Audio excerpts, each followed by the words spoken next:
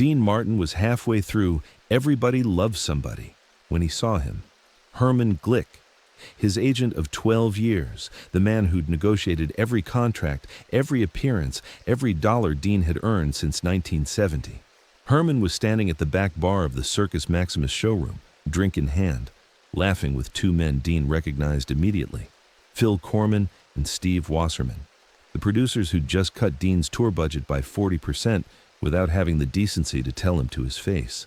Dean's voice didn't falter, not yet, but his eyes locked onto Herman, and in that moment, something inside the King of Cool finally cracked.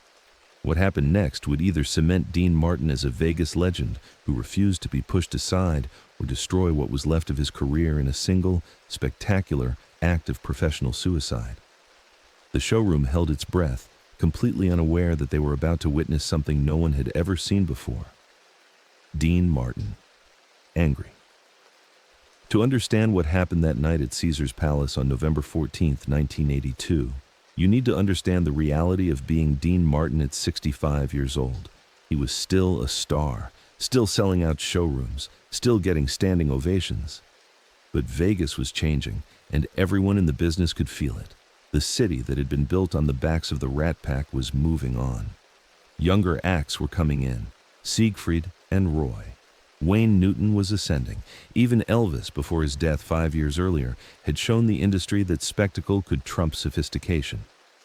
Dean Martin represented an era that was quietly being shown the door. Not loudly, not dramatically, just in small, insidious ways that added up to a single, unavoidable truth. In Vegas, you were either climbing or you were done. And at 65, nobody was climbing. Herman Glick had been Dean's agent since 1970, brought on after Dean's longtime manager, Mort Weiner, had semi-retired. Herman was everything a Hollywood agent should be. Sharp suits, sharper instincts, and the ability to smell money 3 deals away. He'd kept Dean working through the 70s, kept the money flowing, kept the offers coming. But Herman Glick had 40 other clients, and 39 of them were younger than Dean Martin. Dean knew how this worked. He'd been in show business for 40 years. He understood that agents went where the money was going, not where it had been. But there was supposed to be loyalty. There was supposed to be respect. There was supposed to be a phone call, at the very least, before your own agent let someone cut your tour budget and pocket the difference. The trouble started 3 days earlier, on November 11, 1982. Dean was at home in Beverly Hills reading the trades and drinking coffee when his personal accountant David Klein called. David was a nervous man on a good day, but this morning his voice was shaking. "Dean, I need to talk to you about the upcoming tour." Dean set down his coffee. "What about it?" "The advance numbers just came in from Caesars. The production budget they're allocating. It's 40% lower than what we discussed last month." Dean's jaw tightened. 40%? "I called Herman's office 3 times yesterday. His assistant keeps telling me he's in meetings." Dean stood up and walked to the window, looking out at his pool, his mind already working through the implications. 40% meant fewer musicians, cheaper arrangements, probably cutting the backup singers entirely. It meant walking out on stage at Caesar's Palace, looking like a has-been doing a bargain basement tribute to himself. "Get Herman on the phone," Dean said quietly. "I've been trying. Get him on the phone, David, now." It took 4 hours for Herman Glick to return the call. When he did, his voice had that practiced smoothness that agents use when they are about to explain why bad news is actually good news. "Dean, I was going to call you today. Listen, about these production numbers. 40%, Herman." A pause. "It's the economy, Dean. Everyone's tightening their belts. Even Sinatra took a hit on his last contract renewal." "Don't give me that. I know what Sinatra's making, and I know Caesar's just booked Julio Iglesias for twice what they're paying me." Herman's voice shifted, became placating. "Dean, you have to understand the reality. The demographics are changing. The younger crowd, they want—" "I don't care what they want. I care that my agent of 12 years let someone slash my budget without picking up a phone. I was going to call you." "When? After the contract was signed? After I showed up to find half my orchestra gone?" Dean could hear Herman breathing on the other end of the line. When he spoke again, his tone had changed, less smooth, more honest, and somehow worse for it. "Dean, I'm trying to keep you working. In this climate, with the direction Vegas is heading, I'm fighting to keep you relevant." The word hung in the air like a curse. Relevant. Dean hung up without another word. He stood there for a long moment, the phone dead in his hand, feeling something he hadn't felt in a very long time. Not anger. Anger was too hot, too immediate. This was colder. This was the realization that Herman Glick saw him the same way the rest of Vegas was starting to see him, as a relic. A name from a bygone era that still had some draw, but was ultimately being managed into a slow, dignified fade. Dean Martin had spent 40 years being cool, precisely, because he never let anything shake him. He took everything in stride. The bombs, the bad reviews, the divorces, the hangovers. He smiled, shrugged, and moved on. But this was different. This was being told, however politely, that his time was over. The next day, November 12th, Dean tried to set up a meeting with Herman. He wanted to look the man in the eye, wanted to have the conversation that needed to happen, but Herman's assistant, a young woman named Tracy, kept giving him the runaround. "Mr. Glick is in meetings all day. Then tomorrow. He's flying to New York tomorrow morning. What time's his flight? I'll meet him at the airport." A pause. "Mr. Martin, I'll have him call you when he's free." Dean knew evasion when he heard it. Herman wasn't avoiding calls. He was avoiding Dean. That afternoon, Dean called Tony Romano, his longtime guitarist and one of the few people in his life he trusted completely. Tony had been with him since the early days, had seen everything, knew everyone. "Tony, I need you to do me a favor." "Name it, Dean." "Find out where Herman's going to be tomorrow night. And I mean exactly where." Tony was quiet for a moment. "You thinking what I think you're thinking?" "I'm thinking my agent should have the guts to face me." "Dean, maybe just find out, Tony, please." Tony called back 2 hours later. "He's got a table booked at Piero's tomorrow night, 8 o'clock. He's meeting with the new VP of Entertainment at Caesars, guy named Phil Corman." Dean recognized the name. Phil Corman was the man who'd signed off on the budget cuts. "Thanks, Tony." "Dean, whatever you're planning." "I'm not planning anything. I'm just going to have a conversation." But that wasn't exactly true. Dean Martin was planning something. He just wasn't sure what yet. November 13th, the day before the show. Dean spent most of the day in his music room, sitting at his piano playing through his set list for the Caesars show. Everybody loves somebody. That's amore. Ain't that a kick in the head? Songs he'd sung 1,000 times, songs that had made him a legend. He thought about what Herman had said, about relevance, about demographics, about the changing direction of Vegas. Maybe Herman was right. Maybe the world had moved on. Maybe Dean Martin, at 65, with his tuxedo and his tumbler of scotch and his easy charm, was just a reminder of an era that people would rather forget. Or maybe Herman Glick had forgotten who the hell he was talking to. At 7 p.m., Dean got dressed, not in a tuxedo, in slacks and a sport coat. He wanted Herman to see him coming. He drove himself to Piero's, a dimly lit Italian restaurant in Las Vegas that catered to the industry crowd, the kind of place where deals were made over veal parmigiana and whispered conversations. Dean walked in at 7:45 p.m., 15 minutes before Herman's reservation. He found a spot at the bar where he could see the entrance, ordered a scotch, waited. Herman Glick walked in at exactly 8 p.m. He was with 2 other men. One was Phil Corman from Caesars. The other was Steve Wasserman, a producer Dean had worked with years ago. They were laughing about something. Whatever it was, it must have been hilarious because Herman threw his head back with that practiced agent laugh that Dean had heard 100 times before. Dean watched them settle into their booth, watched Herman order wine, watched them lean in close, talking business. Dean finished his scotch, set the glass down, stood up. He walked across the restaurant slowly, deliberately. A few people recognized him, nodded, smiled. Dean nodded back but kept moving. When he reached the booth, all 3 men looked up. Herman's face went pale. "Dean, what are you... I didn't know you'd be..." "Herman." Dean's voice was quiet, controlled. "I need a word." Phil Corman started to stand. "Mr. Martin, it's great to see you. We were just..." "This doesn't concern you, Phil. Sit down." The producer sat. Dean looked at Herman. 12 years, Herman. 12 years I've paid you 20% of everything I've earned, and you can't pick up a phone, can't give me the courtesy of a conversation before you let these guys gut my tour?" Herman's hands were shaking. "Dean, this isn't the place." "No? Where is the place? Your office that I can't get a meeting in? The phone that you won't answer?" The restaurant had gone quiet. People were watching now.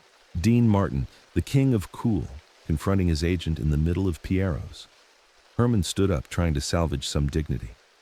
"Dean, you're upset. I understand. But you need to understand the business realities. I understand plenty. I understand that you've been taking meetings about me without me. I understand that you're managing my career like I'm some fading lounge act you're trying to unload. That's not fair." "Fair?" Dean's voice rose for the first time. "You want to talk about fair? I made you, Herman. When you came to me in 1970, you were nobody. You had 5 clients and a desk in a shared office. I took a chance on you, and this is what I get?" Herman's face hardened. "I've made you millions, Dean. Millions. You act like I owe you something beyond my job. You owe me loyalty. I owe you competent representation, and competent representation means accepting reality. You're 65 years old, Dean. The world is moving on. I'm trying to keep you working for as long as possible, but I can't perform miracles." There it was. The truth Herman had been dancing around for days. The truth Dean had already known but hadn't wanted to hear spoken out loud. Dean stared at his agent for a long moment. Then he nodded. "You're fired, Herman." Herman blinked. "What?" "You're fired. Effective immediately. Don't show up to my dressing room. Don't call my house. We're done." "Dean, you can't. You have a contract. Sue me. I'm sure you'll find someone younger and more relevant to represent you in court." Dean turned and walked out of Piero's without looking back. Behind him, he could hear Herman calling his name, could hear the murmur of the restaurant, could feel the weight of what he'd just done. But he didn't stop. He got in his car, drove back to his hotel, and sat in the dark for a long time, wondering if he'd just made the biggest mistake of his career. November 14th, 1982. The day of the show. Dean arrived at Caesar's Palace at 6 p.m. He had a show at 9 p.m. His dressing room felt different somehow, emptier. He'd had the same routine for 12 years. Herman would show up around 7:30, go over any last-minute changes, schmooze with the casino brass, make sure everything was perfect. But Herman wasn't coming tonight. Dean's road manager, Eddie, knocked on the door at 7:01. "You okay, Dean?" "Why wouldn't I be? I heard about last night, about Herman." Dean looked at himself in the mirror. "News travels fast. It's Vegas. News travels at the speed of money." Eddie hesitated. "You sure about this? Firing him the night before a show?" Dean smiled, but there was no warmth in it. "Eddie, I've never been more sure of anything in my life." At 8:30 p.m., Dean started getting dressed. Black tuxedo, white shirt, black bow tie, the uniform he'd worn 1,000 times. At 8:45, Tony Romano came in. "Dean, you're not going to believe this. Try me. Herman's here. He's at the back bar with Phil Corman and Steve Wasserman, watching the room fill up." Dean's hands stopped moving on his cufflinks. "He's here?" Sitting there like nothing happened, like he owns the place. Dean finished with his cufflinks, looked at himself one more time in the mirror, and made a decision. "Tony, I need you to make a small change to the arrangement on Everybody Loves Somebody." Tony's eyes widened. "Dean, we've been playing that song the same way for 18 years. "I know, but tonight's going to be a little different." At 9 p.m. sharp, Dean Martin walked onto the stage of the Circus Maximus showroom at Caesar's Palace. The crowd erupted. 200 people on their feet, applauding, cheering, showing him the love he'd earned over 4 decades. Dean smiled, waved, took his place at the microphone.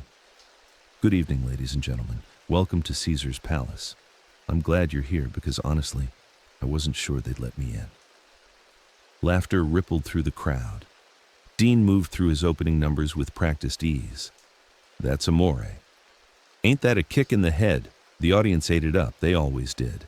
And then, around 9:35 p.m., Dean nodded to the band. "Time for Everybody Loves Somebody." The familiar intro started, the soft strings, the gentle piano, the romantic mood that had made the song a classic. Dean began to sing. His voice was smooth, effortless, The crowd swayed. Couples held hands. And then Dean's eyes found the back bar, found Herman Glick standing there with his drink, with his producers, watching the show like he was scouting talent. Dean stopped singing. The band, confused, kept playing for a few more bars before trailing off. The showroom went silent. Dean walked to the edge of the stage, microphone in hand, and looked directly at Herman.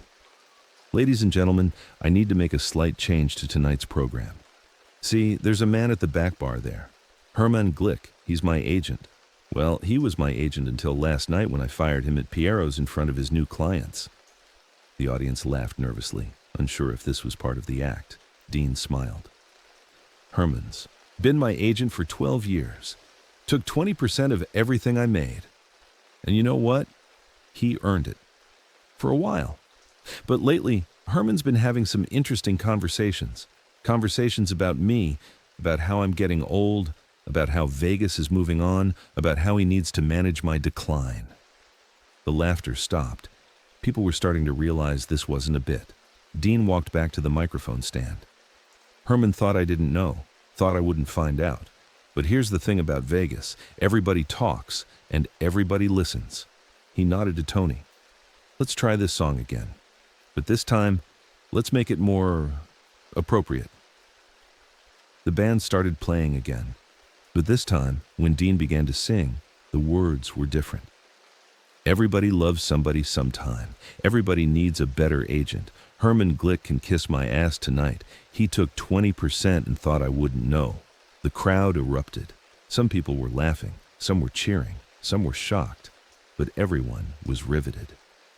Dean continued, improvising lyrics that turned the romantic ballad into a savage indictment of Hollywood betrayal, aging in show business, and the price of loyalty. When the song ended, the showroom exploded with applause, standing ovation. People were on their feet, screaming. Dean took a small bow. Then he spoke into the microphone, his voice calm and clear. "Herman, if you're still here, don't be. And if you're thinking about sending me a bill for the rest of our contract, remember that I've got 40 years of stories about this town, stories about you, stories about deals that weren't exactly clean. You want to start that fight? I'm ready."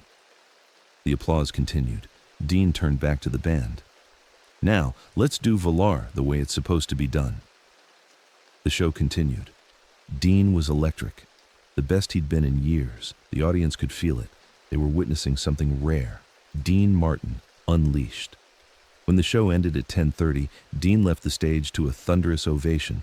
He walked straight to his dressing room, closed the door, and sat down heavily in his chair. His hands were shaking. Eddie knocked and came in.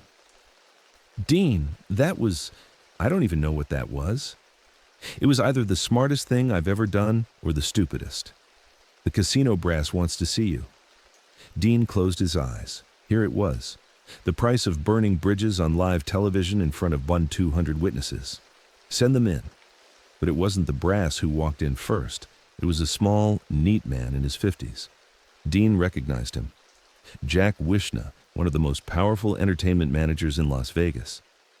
"Mr. Martin, I've been trying to get a meeting with you for 6 months. Herman kept telling me you weren't interested in changing representation." Dean looked up. "He did he? I was at your show tonight. What you did. That took guts. The kind of guts this business needs more of." Jack pulled out a business card and set it on Dean's dressing table. "I'd like to represent you. If you're interested, call me tomorrow. We'll talk about what you're worth. Your real worth." He left before Dean could respond. 2 minutes later, the casino brass came in. 3 men in expensive suits led by Marcus Lehman, the VP of entertainment who outranked even Phil Corman. Dean braced himself for the lecture. But Marcus was smiling. "Dean, that was the most entertaining thing I've seen in this showroom in 5 years. You know what the casino floor is doing right now?" "What?" "Going crazy. Every table is full. Every slot machine has someone at it. You just reminded every person in this building why they came to Vegas. For moments like that. For things they can't see anywhere else." Marcus sat down across from Dean. "I'm going to be honest with you. Phil Corman made a mistake with those budget cuts. He's young. He doesn't understand what you represent. But I do. And I want you back here. Full production budget. Whatever you need. Are you interested?" Dean looked at the three men, at Eddie standing in the doorway, at the card Jack Wishna had left on his table. "I'm interested," Dean said, "but I work with people who respect me, who understand that age isn't the same thing as irrelevance. Can you handle that?" Marcus extended his hand. "I can handle that." They shook.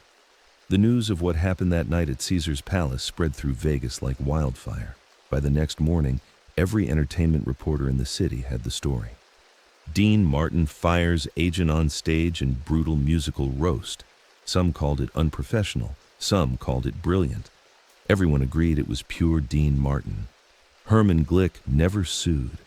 He quietly faded from the industry over the next few years, his reputation damaged by the very public falling out.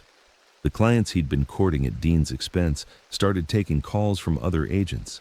The leverage he'd built disappeared overnight. Jack Wishna became Dean's new manager and negotiated a 3-year deal with Caesar's Palace that gave Dean everything he'd asked for: full production budget, creative control, respect. Dean continued performing until 1988, when health issues finally forced him to slow down. But for those 6 years, he proved something that Vegas had forgotten: that talent, charisma, and sheer force of will could still trump youth and trends. Years later, Tony Romano was asked about that night, about why Dean had taken such a massive risk, why he'd burned a professional relationship so publicly, so dramatically. Tony thought about it for a moment. Then he said, "Dean spent his whole career making it look easy, making people think he didn't care about anything. But the truth is, Dean cared about exactly 2 things: his family and his dignity. Herman threatened the second one, and Dean Martin wasn't going to go quietly into retirement just because someone thought his time was up." The recording of that night's show still exists in Caesar's Palace archives. You can hear it if you know who to ask. The improvised lyrics, the edge in Dean's voice, the roar of the crowd when they realized what they were witnessing. But the real story isn't in that recording. It's in what happened after, in the quiet office conversation where Dean decided to bet on himself, in the handshake with Marcus Lehman, in the 6 more years of shows that proved Dean Martin wasn't done until he decided he was done. There's a lesson in what Dean did that night. Not about show business, not about Vegas, but about something more fundamental, about the moment when you decide that being quietly managed into irrelevance is worse than fighting for your dignity, about choosing to go down swinging rather than fading away gracefully. Dean Martin had spent 40 years being the king of cool. And on November 14th, 1982, he proved that being cool sometimes means being willing to get hot, to fight back, to remind everyone watching that you're not a relic to be managed, but a legend to be respected. The microphone he used to roast Herman Glick that night is still in Caesar's Palace somewhere, probably in storage. But the real artifact isn't the microphone. It's the moment itself. The moment Dean Martin looked at a room full of people and chose honesty over comfort, confrontation over compliance. That's what made him a legend. Not just the talent, not just the charm, but the absolute refusal to let anyone else write the ending to his story. Dean Martin was the king of cool. And kings don't retire. They reign until they choose to step down. And Dean Martin chose November 14th, 1982, to remind everyone in Las Vegas that he wasn't stepping down anytime soon.